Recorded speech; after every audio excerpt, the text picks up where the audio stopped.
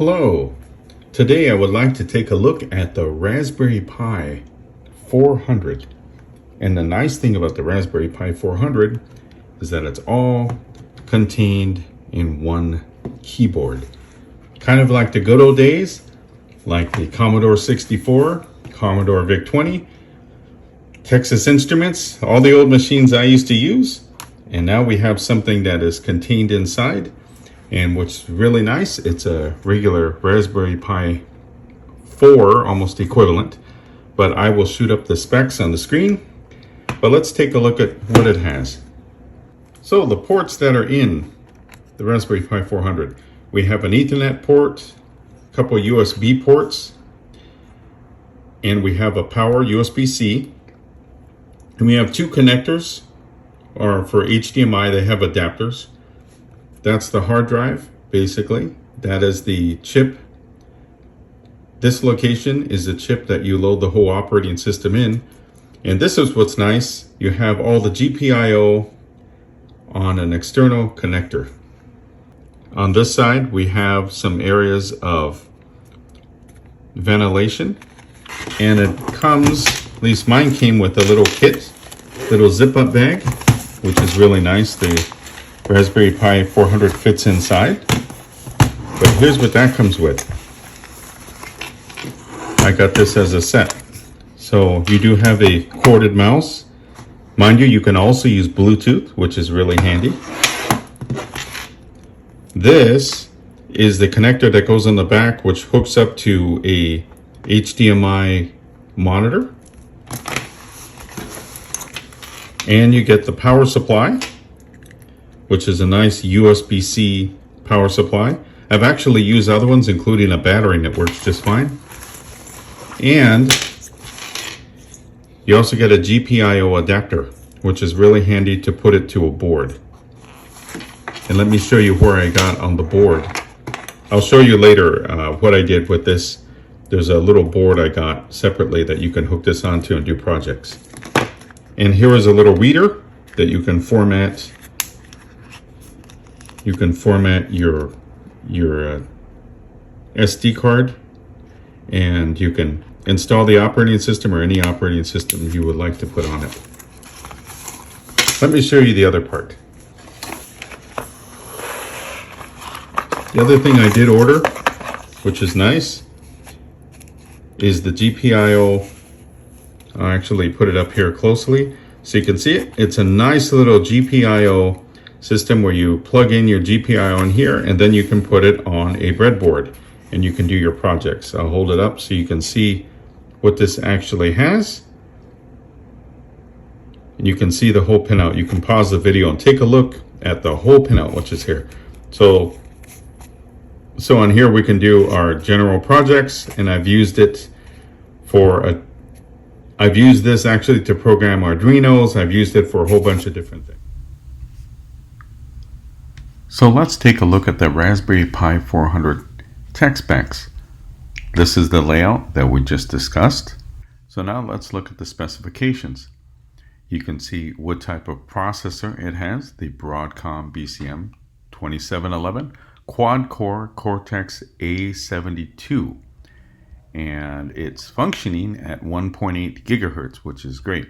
Then we have 4 gigabytes of RAM with LPDDR4 3200 RAM. And what's nice about this is I like what it supports. It supports B, G, A, and N for wireless LAN, which is great, and Bluetooth 5.0, which is very useful, including the Bluetooth Low Energy Edition, which is very useful for a lot of projects in the future. Obviously, Gigabit Ethernet. Here's the USB ports, the 40-pin header, and then we have 2 HDMI ports, which is very useful. And these are the video specs. It can handle a micro SD card for the operating system, and this is the type of keyboard it has, and it does run on 5 volts DC, which is great. And we have our maximum operating temperatures, and those are our dimensions. So I just wanted to show you the specifications for the Raspberry Pi 400. So this is the Raspberry Pi 400 screen. This is what it looks like. And let's do an example so you can see the speed. If I go to the World Wide Web, you go to your browser, and then you can see the speed. Let's go to Google. You can just see the speed, how Google works. Or we can go to weather, something that eats up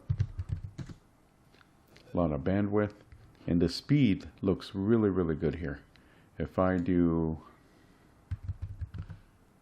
a search for a zip code, let's see what it does. Yeah, it loads pretty fast. It's pretty quick. And I'm scrolling down. You can tell the speed is pretty good. It's not bad. It's not bad for what it does. Let's try one more. If I go to, let's try YouTube.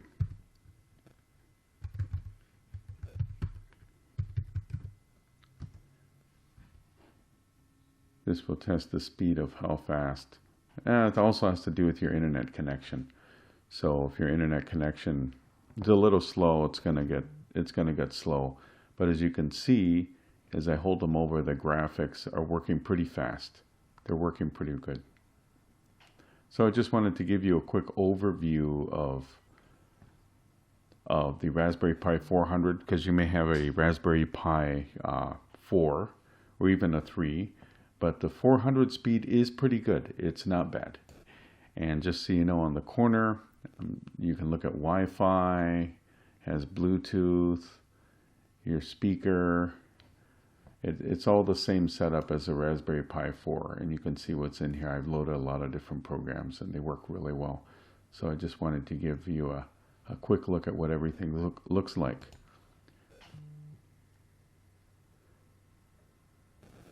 So if you liked the video, feel free to give us a thumbs up, which helps the algorithm, and that keeps our subscribers, and it also keeps you posted with any new things that come up.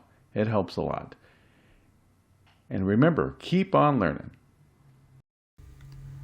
I'd also like to bring up a quick word about Sir Clive Sinclair, who passed away on September 17th. 2021.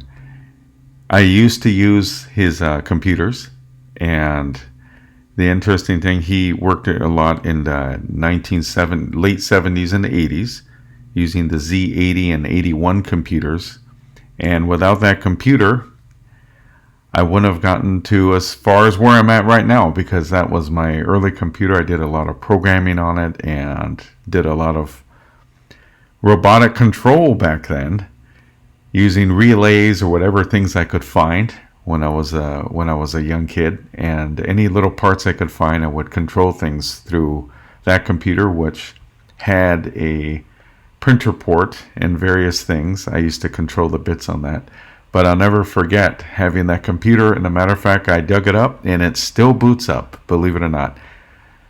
Not heard of much today. As a computer, you hook up to a television and you put it on channel 3. Had a little switch for channel 3 or channel 4.